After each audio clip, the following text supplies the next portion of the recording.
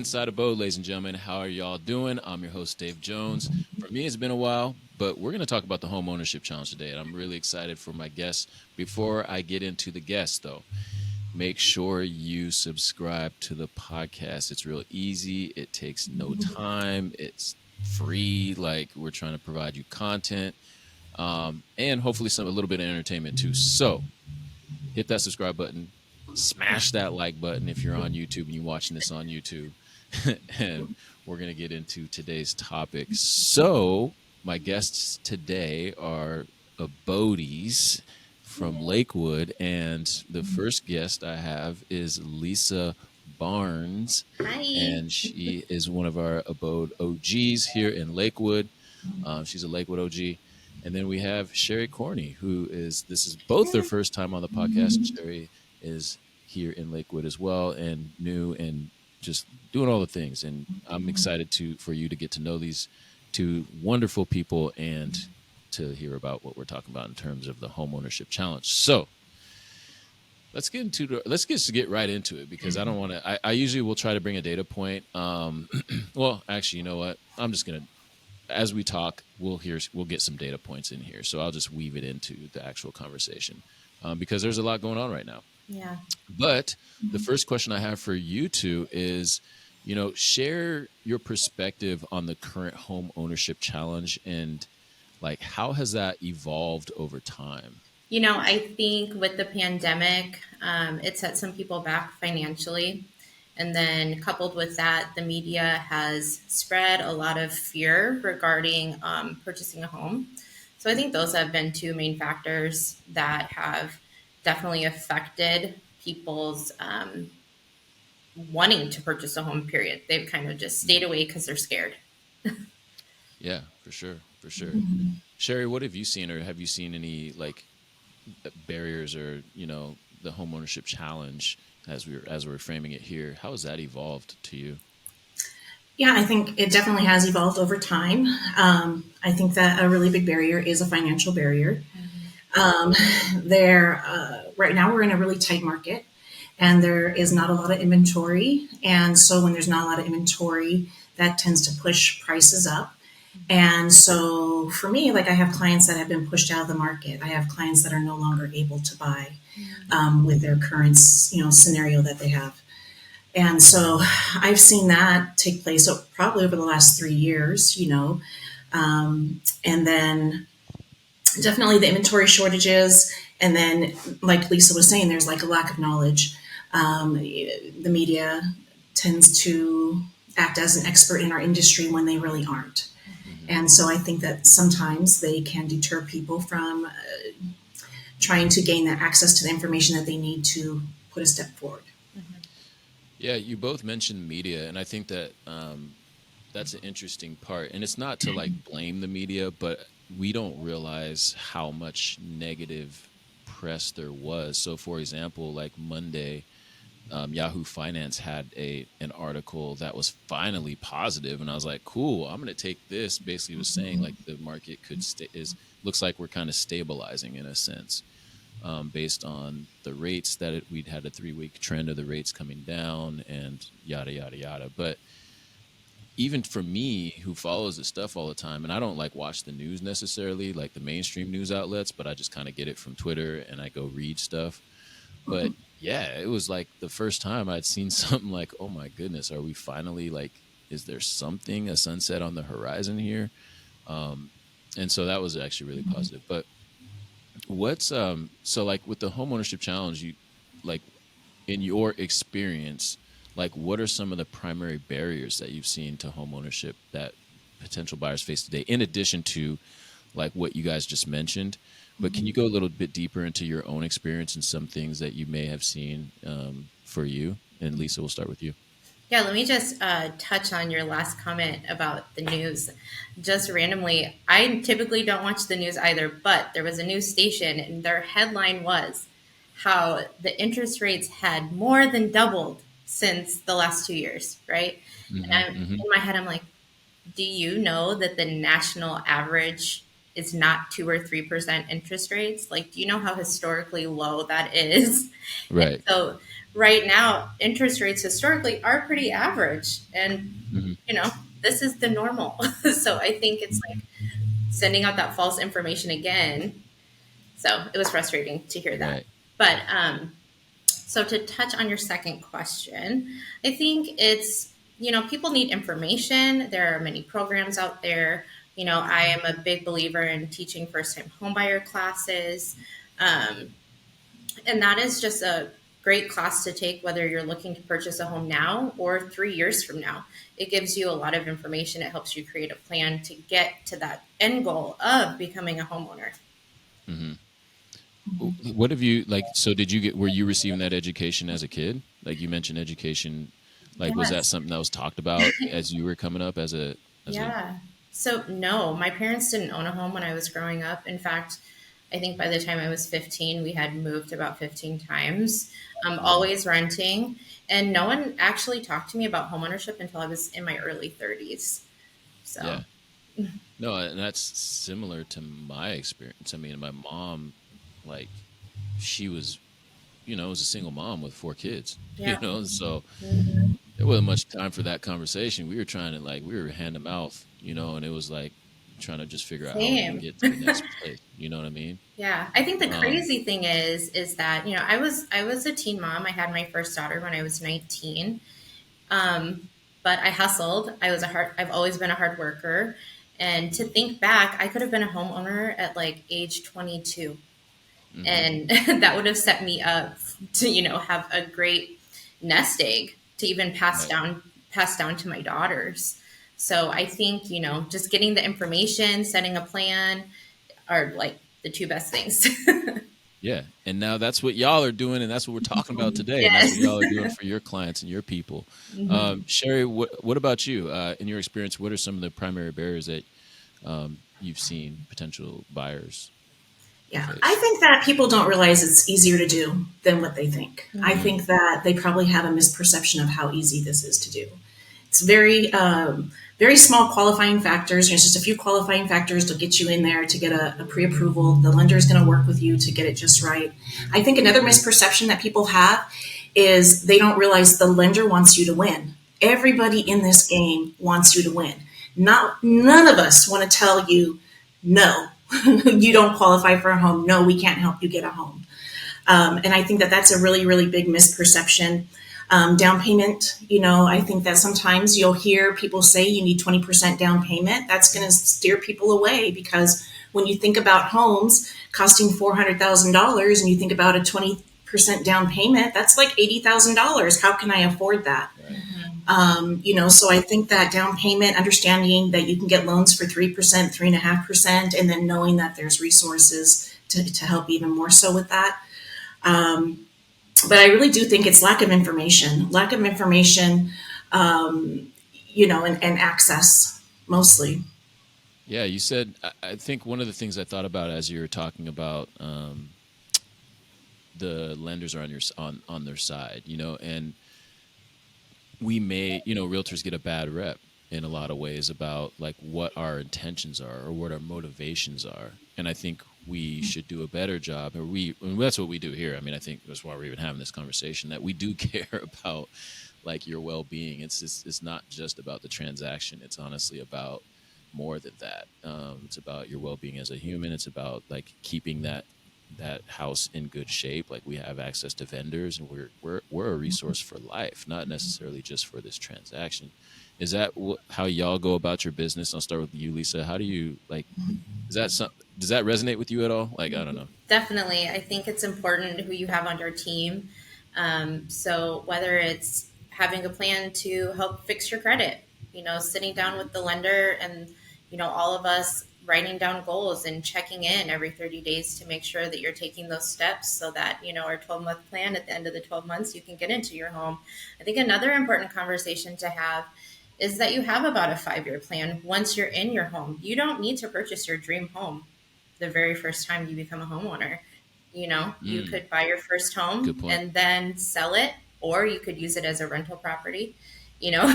So there's a lot of different Hmm. factors that go into it. But I think a lot of times people hold back because they say, oh, well, I don't have enough money right now. I really want to live in this specific area and have this type of home, but baby steps. Yeah, I like the idea of baby steps. Sherry, how do you navigate that? Where there's this challenge that we all have of like, yeah, we do the way that we get paid is by selling houses, of course, but like battling that stigma that people have about real estate. I know this is kind of off tangent, but like I think it's a part of this conversation, like of getting people off the hump and trying to like get them to understand like the generation aspect. But like first we got to get it past like, no, I'm not trying to like get over on you like at all. I'm trying to help you out. Right. Yeah. Has that Yeah. been something you've had to navigate as you got into real estate? I think so. I mean, I think that it's hugely a trust factor, right? And so, Mm. everybody has a reputation, whether it's good or bad is up to you and how you present yourself to the public. The other part of this is like basically I'm just thinking about trust. I think that trust is Well, very Dave, I important. think you're. So let's get Let to me the jump in next quick, question. Dave. You're talking What's up? about building trust Yeah. with your client, and you know, what is our reasoning for wanting people to buy homes? I think I get the greatest joy out Hmm. of families becoming homeowners because I know what it's going to do for them in the long run. So it's not just helping the person purchasing the home, it's helping the people that come after them. It's helping their children, it's helping their grandchildren. And to be able to be a part of that process, that is a beautiful thing. And it is not about our Hmm. compensation for me. It's about helping families be set up to be successful, not only now, but in the future. I guess that's what I'm trying to get at. Like the thread that I'm trying to needle here is like I understand after Mm-hmm. working in schools that you have to build trust before you get people to like make the move or Mm-hmm. do the thing, right? Because especially when we're talking about black and brown communities, like because there's a lot of distrust with this industry and for Yes. very good reason. And so that's where I'm going with that, like in terms of just where if you wonder where I'm headed, like that trust is so important because we have this stigma as realtors. And I know that because it's in my groups, like, oh, Mm-hmm. that's not for me. You know what I mean? Oh, you're over Mm-hmm. there. You know what I mean? And so I have to like navigate Yeah. two worlds in terms of Mhm. mentality around it. Like it ain't for me. And I'm like, no, it is. It's for everybody. And Right. we've I have Right. And I the have message another that challenge that I just thought of. and then the Oh, go ahead. messaging that a lot of people have received, right? So the messaging that a lot of people have received is that it's not for them. And so, yeah, Yeah. establishing a trust within the neighbors. I'll work with anybody. I just want to be your realtor. I could care less if you buy or sell this year. If you need help finding a rental property, I'm going to help you. If you need help downsizing your grandma, I'm going to help you. For me, it's housing. It's not just real estate. It's housing. It's stabilization. There's a bigger piece to it. And I think that there has been a lot of unfair housing that has taken place, and that has to be addressed. And, if we're talking about Black and Brown communities, yeah, the very first thing it starts with is trust. And how can people trust us if they can't trust the, you know, the experiences that they've already had, right? Yeah. So they're people are looking at us and judging us on experiences that they have already had with other people that look like this or what have you. So then how do we break that barrier? How do I make myself look different or be different than the people that have broken their trust in the past? And I think that that is a really big piece to all of this. Right. The trust factor is huge. Yeah, and that trust factor still exists with any home buyer, right? Like that's going to work with you. So let alone all of the systemic. So it's like a double. I mean, it's almost you have to. It's a higher level of trust. I mean, I just think it's such a fascinating thing to talk about because it all Definitely. relates. To get from one step to the other, you have that it takes that huge trust. Whether you're a home buyer that's not been in a disadvantaged ethnic group or has, like I think it matters both ways. So anyway, so what viable solutions do y'all see like for improving the affordability and increasing access to home ownership and really kind of taking this home ownership challenge head on? What solutions do you guys see or that you're Yeah. actively doing?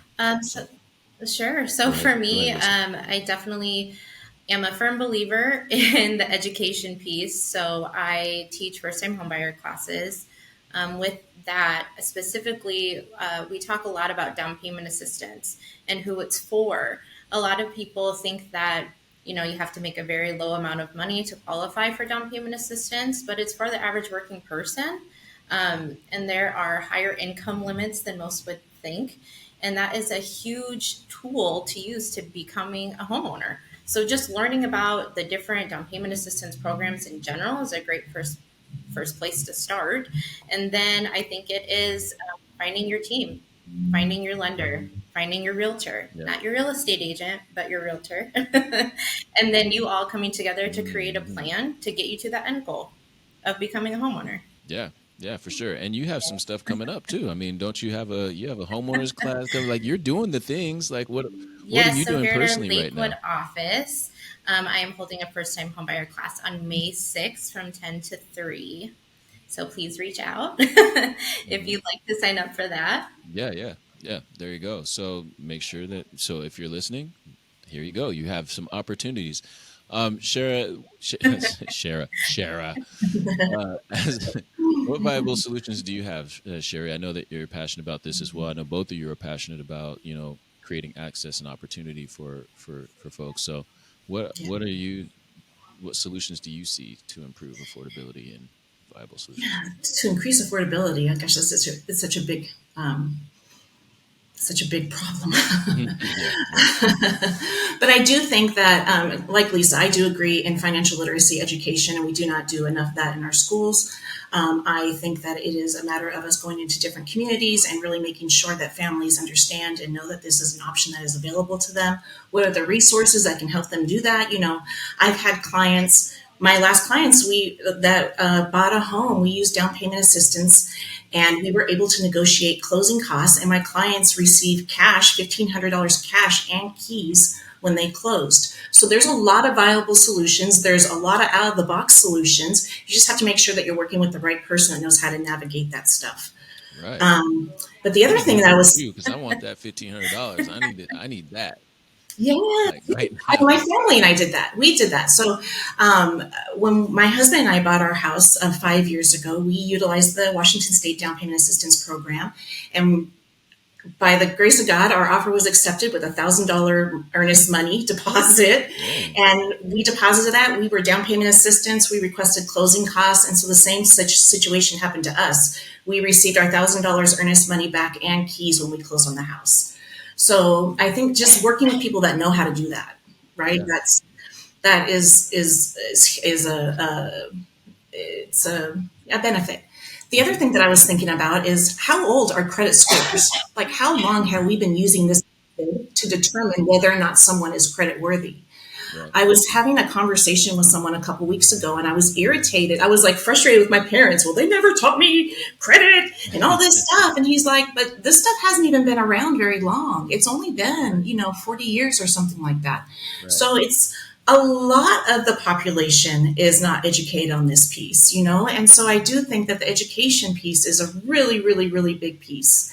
And if we can just get into as many homes as possible, and really explain to people the benefits of buying a home, and not sugarcoating it, not acting like it's not a sacrifice, because it is, but there's so many more benefits that outweigh that, right? And then empowering people with the different resources to show them how to do it. Yeah, it's interesting because as someone that's been in the education world for 15 years, I know that a lot of the focus was on college, and that's why I chose my section, which was career and technical ed. I was like, well, what about everybody else? People are going to leave here and not go to college, and we have to service them too. And so that was the whole reasoning why I taught what I taught. And so when you talk about that, I think it's interesting to we do need to get into schools, and you'll be doing something that's related to schools here soon as well. So when we talk about viable solutions, I'm super excited. I will be conducting a workshop at a literacy fair that is being hosted by the Tacoma Public School District. It's going to be at Baker's Middle School. It's actually tomorrow. And I am really excited to get in front of families to really share my story. We rented for many years, and we moved 12 times in 13 years. And, I get to share like home ownership provides stabilization in many ways, not just in the one way. So I get to do that tomorrow. And then I'm also hosting a first-time homebuyer class up at some apartments in Seattle on May 13th. Awesome. That's huge. I think, man, like you're going to you said some apartment complex? Yes. Oh gosh, yes. I'm so excited about that. It took me quite some time. It took me several months to get my foot in there, but they have allowed me to actually work at all 5 of their complexes. Wow. And they have invited me and my people, whoever it is that I want to bring in, to do classes once a month, and I can rotate through their complexes. Wow. And they're going to help advertise. So it's going to be in their newsletter that goes out to their residents and in their elevator. That's huge. And I'm just happy for the people that are in there, that they have a resource that's readily available. Like, I'm just happy for them, honestly. I mean, I'm happy for you too, because I think I am blown away that this property management company will let me come and do that. I think it's their duty, honestly. Let's be real. I mean, it's okay to, like, I know we have a capitalist society and all that stuff, but like we do have a duty to other human beings to do what's best for them, right? At the end of the day, too. I mean, I don't know.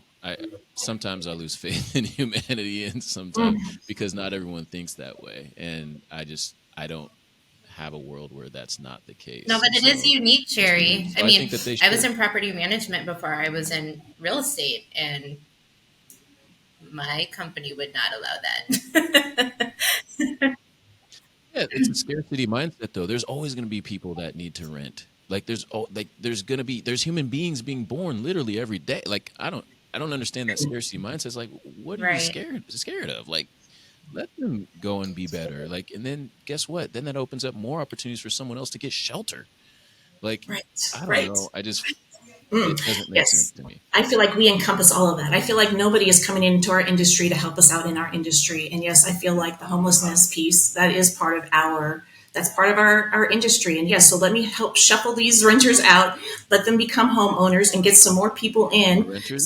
Yes. And just come on. Like, I don't understand why we make it so difficult. Like, we make it so difficult, but sometimes the solution is just plain as day and is so easy. We know why. It's a mentality shift, because the mentality up to this point has been exclusive and been exclusionary and not inclusion. Like, we don't include people in home ownership and or shelter in general. We're trying to exclude if you don't have X, Y, or Z. And it's just like, man, we got to change that mindset.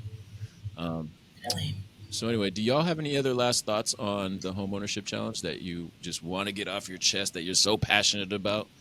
Do I have anything else? Any last I feel like I poured my heart out with what my passion is. No, I think the only last thing is like how excited I am about the opportunity to be able to do what I'm doing. For me, I wake up every day and my job does not feel like a job. I love what I do. I think another thing is that I am transparent with my clients and I share my story with them. You know, a lot of people have this false image of realtors that we're all just, millionaires and living the life. And, I think it's important to remember where you came from and to be able to share that with others. And so I love what I do. I'm passionate about it, and it literally brings me joy. So. No, it shows. It definitely shows. I see that in how you carry yourself and how how you are when you're here, for sure. Sherry, any last words or things that are just burning that you haven't been able to share about the homeownership? Yes. My message is, if someone told you it's not for you, they're a liar. And you need to get with somebody, a professional, someone within the real estate industry, let them sit down with you and really talk about it. And I just feel like there has been so much misinformation. You just need to know that it is for you. It is accessible. If you're not going to be a homeowner, let it be your choice. Don't let it be someone else's choice. Yeah. That's probably it. That's really it. Oh, the lender thing. I think also don't be discouraged by the streaking lender, right? When we go in front of the lender and we let them run our credit, it feels like we're going, It does. It really feels like that. But the lenders aren't looking at our numbers like that. They're really looking at our numbers and they're trying to figure out how to get you approved. Yep. So they're not looking at it from a judgmental standpoint. They're looking at it from a more analytical standpoint. And I'm telling you right now, they are the liaison between you and the money. You have to see the lender in order to get the home. The lender wants to help you. If you're hooked up with the right one, if you're hooked up with me, you're hooked up with Lisa, we're going to hook you up with the right lenders, the people that want to help you. And I only work with people. Look, we're not the no people. We're not going to tell you no. No one on my team is going to tell you no. They're going to tell you not yet. Right. And here's how you're going to do it. That's a great point. And that's what you. That's who you need on your side. You need someone that is going to be in it with you that will teach you the truth and show you the way. Yep. Because it is accessible. It is for you. And don't let anybody tell you that it's not. That's a great point. Oh, okay.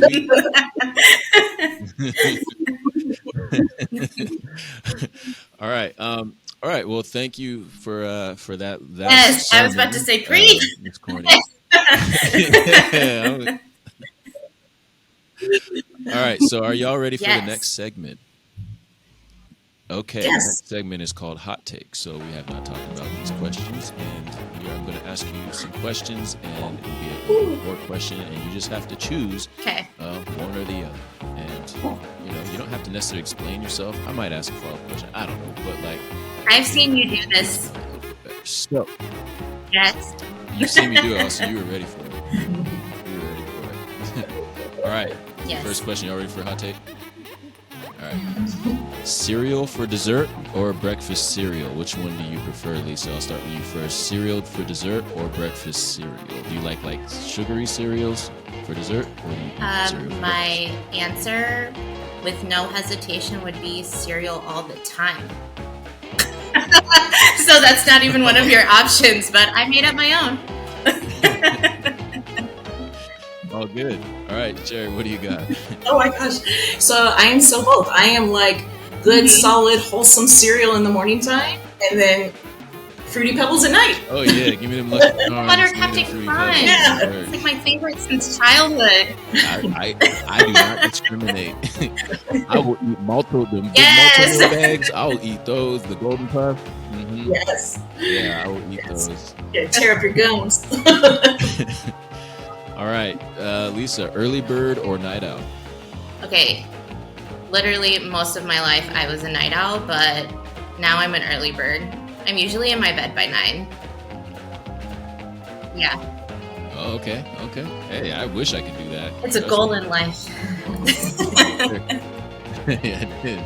Jerry, what do you got? I am early bird all day long. Like the earlier the better. If I can, the earlier the better. And then I try to be a night owl because my husband's a night owl. So Doesn't work, does it? But early bird catches the. So basically, you fall asleep in every movie, pretty much. Pretty Fall much. asleep. I fall asleep on all of them. All right, Lisa, coffee, tea, Coffee every morning and usually around 3:00. Yes, I love coffee. I'm like a coffee snob. Do you know coffee is like wine? You can taste it and smell it like you do wine. I'll teach a class. Maybe we can do that. Okay, there you go. We'll do something like that. Sherry, are you coffee, tea, or none person? I'm both. Oh, okay. So definitely coffee in the morning time. That's definitely my thing, but I will not do caffeine after a certain time, like after 11 a.m. And so then I switch over to tea later on at night. So I'll do water all day and then tea at nighttime if I want something warm. There you go. Well, I'm a none kind of person. That's why I even put none in there. Yeah, I've never seen you drink coffee or tea. No. Yeah. I don't do Wow, that's natural.